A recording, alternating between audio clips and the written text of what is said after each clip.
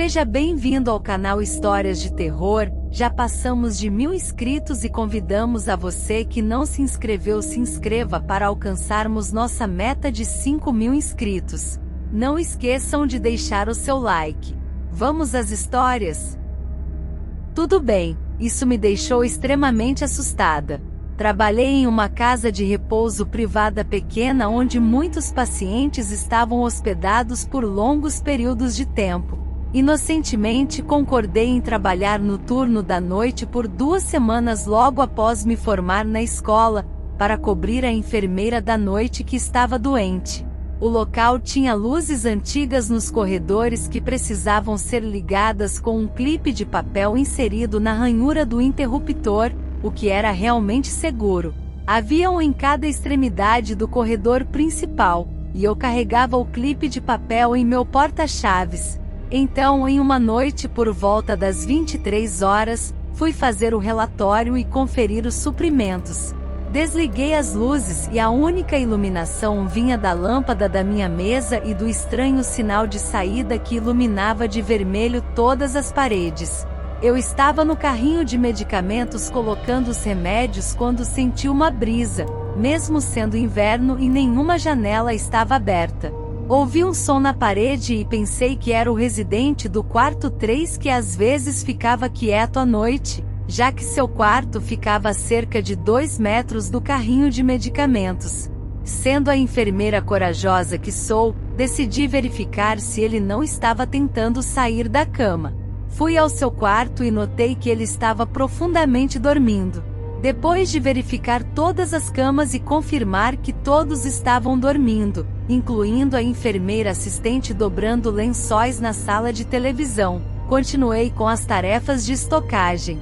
Pouco tempo depois, ouvi novamente o barulho, e desta vez vi uma figura em minha visão periférica. Dizem que os espíritos se apresentam assim, passando por você na visão periférica. A figura passou pelo quarto 3. Dessa vez, não fui tão corajosa e levei a enfermeira assistente comigo. Ela deve ter pensado que eu estava louca. Entramos no quarto e encontramos o paciente sentado na cama, conversando com alguém que não estava lá.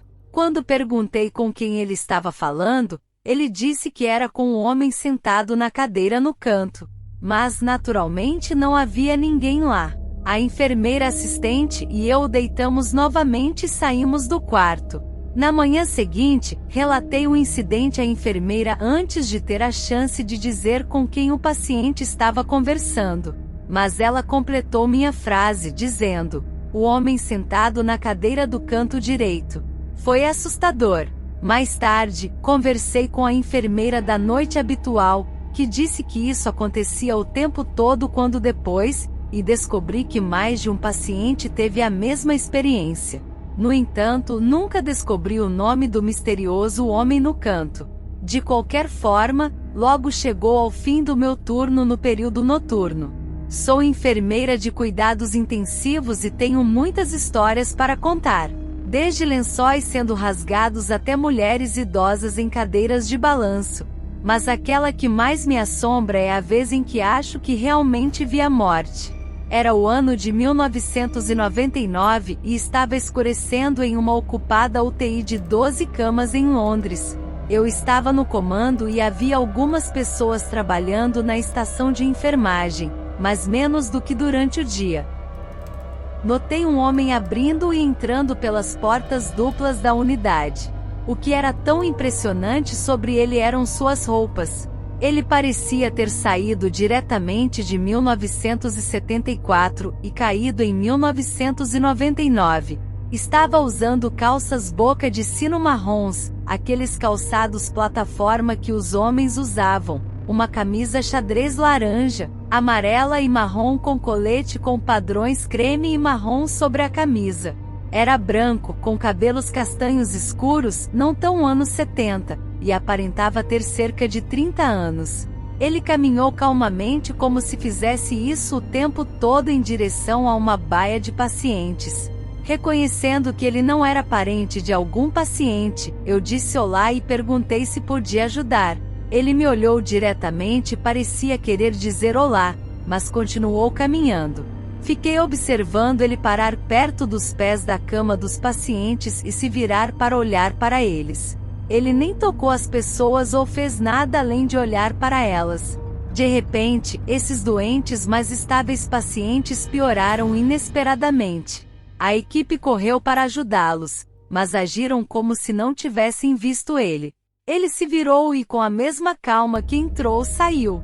Não vi a direção em que ele foi quando saiu da estação de enfermagem para ir ajudar os pacientes que, em última análise, apesar de nossos melhores esforços, morreram. Falei com alguns dos funcionários depois e descobri que mais de um paciente teve a mesma experiência. No entanto, nunca descobri o nome do misterioso homem vestido no estilo dos anos 70. De qualquer forma, logo chegou ao fim do meu turno no período noturno. Relógio do quarto começou a funcionar sozinho, mesmo sem bateria. Aparentemente, isso não era a primeira vez que coisas estranhas aconteciam naquele quarto após a morte de um paciente repentino. A memória daquela noite ainda está vívida em minha mente, mesmo depois de tantos anos. Eu sou um profissional de saúde e trabalho em um pequeno hospital comunitário.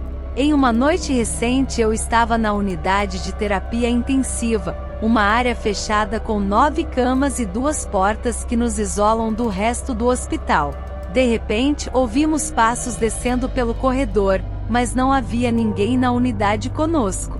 A tomografia fica abaixo de nós, e não havia emergência no hospital, nem ninguém no andar acima. Isso se repetiu algumas vezes, e depois descobri que coisas estranhas acontecem na unidade após mortes repentinas, como as que tivemos recentemente. Outra vez eu estava trabalhando em um turno noturno em uma unidade de transplante de medula óssea com outra enfermeira. Era cerca de 3h30 da manhã quando minha colega saiu do quarto número 4. De repente a porta do banheiro se fechou sozinha e a assustou, fazendo com que ela derramasse urina em si mesma. Ela me contou que um jovem paciente que havia morrido de forma horrível tinha estado naquele quarto, e que a equipe já havia testemunhado outras atividades sobrenaturais ali. Isso incluía batidas estranhas e o relógio do quarto funcionando sem bateria. Essa experiência me deixou bastante assustado, e me lembro dela claramente até hoje. Ouviram o som de alguém caindo e correram para o quarto.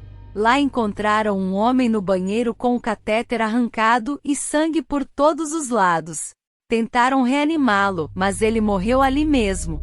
Ninguém sabe ao certo porque ele puxou o catéter ou o que aconteceu, mas a cena era horrível. Algumas semanas depois, uma senhora idosa e doce estava naquela sala e perguntou à enfermeira se alguém havia morrido ali. A enfermeira explicou que era um hospital e que era provável que alguém tivesse morrido. A senhora disse que achava que um jovem havia morrido ali. Quando a enfermeira perguntou por que, a senhora respondeu: "Porque ele está falando comigo." Mais tarde, a enfermeira entrou na sala e encontrou sangue por toda parte. Uma das linhas da senhora estava cortada, não retirada. Não havia tesoura no quarto. A senhora disse: "Ele fez isso." Eu sou uma enfermeira de psiquiatria e trabalhei em uma unidade de cuidados intensivos para adultos. Mas fui enviada para trabalhar com crianças em um turno da noite. Depois das 22 horas, todos os pacientes estavam em seus quartos e na cama. Ouvi uma criança gritando e uma psicóloga tentando acalmá-la. Corri para a sala. O garoto de 7 anos estava histérico, chorando, suando e tremendo. Ele disse que viu algo. Depois que se acalmou, ele me disse que viu um homem branco com cabelos grisalhos usando um roupão hospitalar em seu quarto. Enquanto conversávamos sobre o que ele viu, a criança congelou de medo e lágrimas caíram do rosto dele.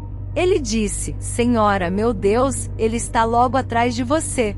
Decidimos nos dirigir ao homem e dizer-lhe que o menino estava com medo. O menino disse que o homem se virou e saiu.